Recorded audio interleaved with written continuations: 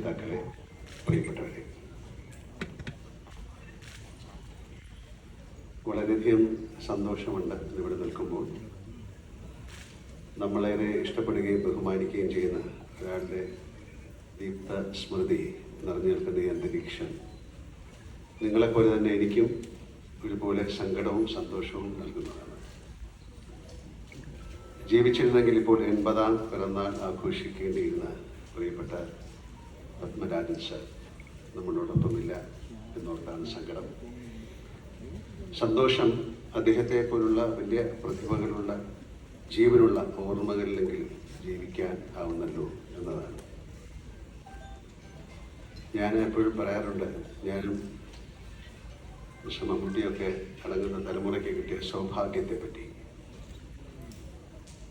സത്യത്തിൽ അസാമാന്യ പ്രതിഭാശാലികളോടൊത്ത് പ്രവർത്തിക്കാനായി എന്നതാണ് ഞങ്ങളെ ഇന്ന് കാണുന്ന ഞങ്ങളാക്കി മാറ്റിയത് എന്ന് ഞാൻ വിശ്വസിക്കുന്നു. ശ്രീ IV ശശി സാറിൻ്റെയും മറ്റും മുഖ്യധാര സിനിമകളിലും വരദേവിൻ്റെയും പ്രിയപ്പെട്ട പത്മരാജൻ, നിങ്ങളുടെ പപ്പേട്ടൻ്റെ പോലുള്ള സമാന്തര സിനിമകളിലും ഒരേ സമയം അഭിനയിക്കാനായതാണ് ഞങ്ങളുടെ കരിയറിനെ ശാക്തീകരിച്ചത് എന്ന് ഞാൻ കരുതുന്നു. അതിൽ തന്നെ കരിമ്പിൻ പൂ നക്കരെ പോലെ ശശിയേട്ടനും പപ്പേട്ടനും ഒന്നിച്ച സിനിമകളിലും എനിക്ക് അഭിനയിക്കാനായത് എൻ്റെ ഭാഗ്യമായിട്ടാണ് ഞാൻ കാണുന്നത്. TV ഒക്കെ വരും മുമ്പ് ഈ തിരുവനന്തപുരത്ത് പഠിച്ചു വളർന്ന ഏതൊരാളെയും പോലെ പത്മരാജൻ എന്ന പ്രതിഭയെ ഞാനും ആദ്യം പരിചയപ്പെടുന്നതും തിരിച്ചറിയുന്നതും അദ്ദേഹത്തിൻ്റെ ശബ്ദത്തിലൂടെയാണ്. ആകാശവാണിയിലൂടെ ഒഴുകി പരന്നെത്തുന്ന എന്തെല്ലാമോ സവിശേഷതയുള്ള, ആഴമുള്ള, അതിലേറെ കാൽപ്പനികത തുളുമ്പുന്ന ശബ്ദം. അത് കഴിഞ്ഞ് അദ്ദേഹത്തെ അറിയുന്നത് അദ്ദേഹത്തിൻ്റെ കഥകളിലൂടെയാണ്. ഞങ്ങളൊക്കെ ചേർന്ന് തിരനോട്ടം എന്നൊരു സിനിമ ഉണ്ടാക്കാൻ ശ്രമിച്ചു, ഉണ്ടാക്കി. ആ സിനിമ ഉണ്ടാക്കുന്നതിന് ഒരു 2 വർഷം മുമ്പാണ് 1975 ഭരതേട്ടന് വേണ്ടി പ്രയാണം എഴുതിക്കൊണ്ട് അദ്ദേഹം സിനിമയിൽ. അത് ഞാൻ ഡിഗ്രിക്ക് പഠിക്കുകയാണ്. ഞാൻ താമസിക്കുന്ന മുടവൻ മുകളിനടുത്ത് പൂജപ്പുരയിലായിരുന്നു അദ്ദേഹത്തിൻ്റെ വീട്. പലപ്പോഴും ഞാൻ അദ്ദേഹത്തെ കണ്ടിട്ടുണ്ട്. ഇതാ ഇവിടെ വരെ, തകര, വാടകയ്ക്കൊരു ഹൃദയം, നിർവേദൻ എന്നീ സിനിമകളൊക്കെ അന്നത്തെ ഞങ്ങൾ പ്രേക്ഷകരെ കിടിലം പൊളിച്ച സിനിമകളായിരുന്നു. അന്നൊന്നും സ്വപ്നത്തിൽ പോലും കരുതിയിരുന്നില്ല അദ്ദേഹത്തിൻ്റെ സംവിധാനത്തിൽ അഭിനയിക്കാൻ സാധിക്കുമെന്ന്. ദൈവാധീനം കൊണ്ട് 1 അല്ല 5 ചിത്രങ്ങളിൽ എനിക്ക് അഭിനയിക്കാനായി. അദ്ദേഹത്തിൻ്റെ ദീർഘമായ ശബ്ദ സാന്നിധ്യം സീസൺ എന്ന ഞാൻ അഭിനയിച്ച ചിത്രത്തിലൊരു ഗാനത്തിലുണ്ടായിരുന്നു. അതിന് ഭാഗ്യമായി കരുതുന്നു. പോയി വരൂ എന്നുള്ള ഗാനത്തിന് അദ്ദേഹത്തിൻ്റെ ശബ്ദമായിരുന്നു ഏറ്റവും കൂടുതൽ മുഴങ്ങിയിരുന്നത്. ഇളയരാജയാണ് ആ ഗാനം ചിട്ടപ്പെടുത്തിയത്. 1986 അദ്ദേഹം സംവിധാനം ചെയ്ത 2 ചിത്രങ്ങളിലൂടെയാണ് ഞങ്ങളുടെ സിനിമ ബന്ധം തുടങ്ങുന്നത്. ദേശാടന കിളി കരയാറില്ല, അതുപോലെ നമുക്ക് പാർക്കാൻ മുന്നിലെത്തുമ്പോൾ. വിജയകൃഷ്ണൻ സാറ് പറഞ്ഞതുപോലെ ഇന്നത്തെ ചെറുപ്പക്കാർ പോലും ഗ്രഹാതരത്വത്തോടെ കൊണ്ടാടുന്ന സാമൂഹിക മാധ്യമങ്ങളും പിൽക്കാലത്തെ ചില സിനിമകൾ പോലും ആഘോഷിച്ച തൂവാനത്തുമ്പികൾ പോലുള്ള സിനിമകൾ അതിറങ്ങിയ കാലത്തേക്കാൾ ഇപ്പോൾ ചർച്ച ചെയ്യപ്പെടുന്നുവെങ്കിൽ, സ്വീകരിക്കപ്പെടുന്നുവെങ്കിൽ അതാണ് ആ മഹാപ്രതിഭയ്ക്ക് കാലം കാത്തു സൂക്ഷിച്ച അല്ലെങ്കിൽ കാത്തുവെച്ച ദക്ഷിണ.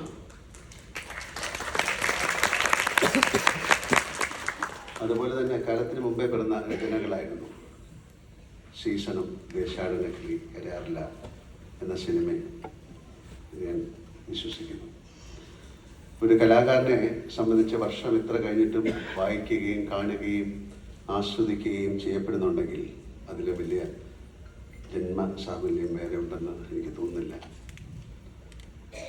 സോളമൻ്റെയും സോഫിയയുടെയും പ്രണയത്തെ മാത്രമല്ല, ക്ലാരയെയും മഴയെയും ജോൺസൺ മാഷിൻ്റെ സംഗീതത്തെയും എൻ്റെ മകനും മകളും അടങ്ങുന്ന തലമുറയും ആരാധനയോടെ ആഘോഷിക്കുമ്പോൾ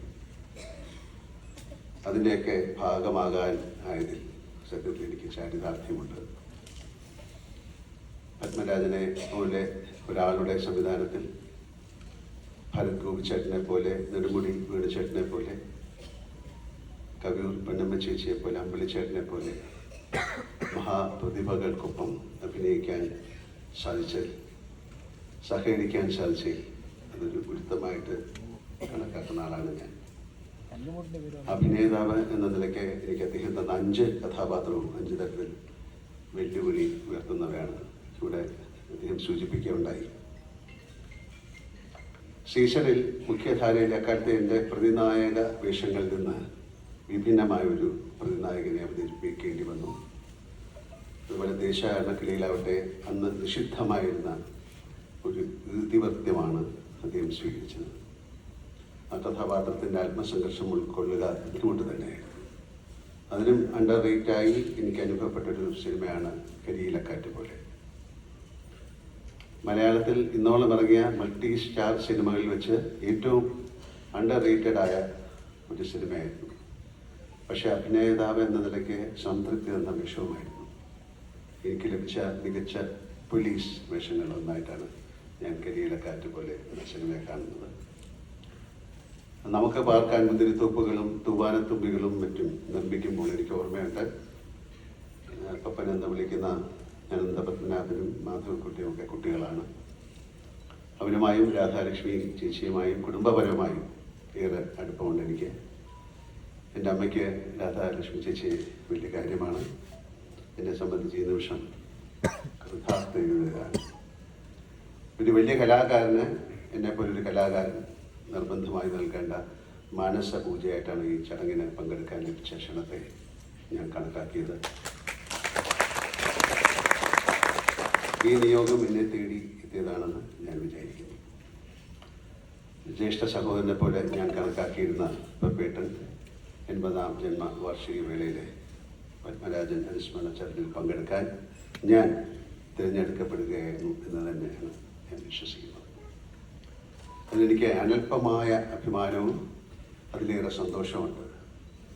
എന്നെ ക്ഷണിച്ച പത്മരാജൻ ട്രസ്റ്റ് ഭാരവാഹികളോടും അദ്ദേഹത്തിൻ്റെ കുടുംബാംഗങ്ങളോടുമുള്ള എൻ്റെ നന്ദി കൂടി ഈ അവസരത്തിൽ പങ്കുവച്ചുകൊള്ളട്ടെ. ഇനി പത്മരാജൻ പുരസ്കാരത്തെ പറ്റി പറയുകയാണെങ്കിൽ, വിവാദങ്ങളെ പടിപ്പുറത്ത് നിർത്തിക്കൊണ്ട് ഏവരും കൊതിക്കുന്നൊരു അപൂർവ ബഹുമതിയായി തീരാൻ സാധിച്ചു എന്നതും 3 പതിറ്റാണ്ടിലേറെയായി വിട്ടുവീഴ്ച കൂടാതെ അത് നിർണ്ണയിക്കാനും അർഹമായ കരങ്ങളിൽ എത്തിച്ചു കൊടുക്കാനും സാധിച്ചു എന്നതും ചെറിയ കാര്യമല്ല. ഇത്തവണ പുരസ്കാരം നേടിയ എഴുത്തുകാരെയും ചലച്ചിത്ര പ്രവർത്തകരെയും ഹൃദയം തൊട്ട് അഭിനന്ദിക്കട്ടെ. ലക്ഷണമൊത്ത കൈ എന്നൊക്കെ പറയാറില്ലേ, അതാണ് പത്മരാജൻ പുരസ്കാരം. അത് ലഭിച്ചവരൊക്കെയും പിൽക്കാലത്ത് സാഹിത്യത്തിലും സിനിമയിലും കൂടുതൽ അർത്ഥവത്തായ സംഭാവനകളുമായി തിളങ്ങിയിട്ടേ ഉള്ളൂ. അവാർഡ് ഏറ്റുവാങ്ങുന്ന ഓരോരുത്തരെയും അഭിനന്ദിക്കുന്നതിനോടൊപ്പം ഒരിക്കൽ കൂടി എല്ലാവർക്കും നിറഞ്ഞ നന്ദി രേഖപ്പെടുത്തുന്നു. എല്ലാവർക്കും നല്ലൊരു സായാഹ്നം നേരുന്നു. നന്ദി, നമസ്കാരം.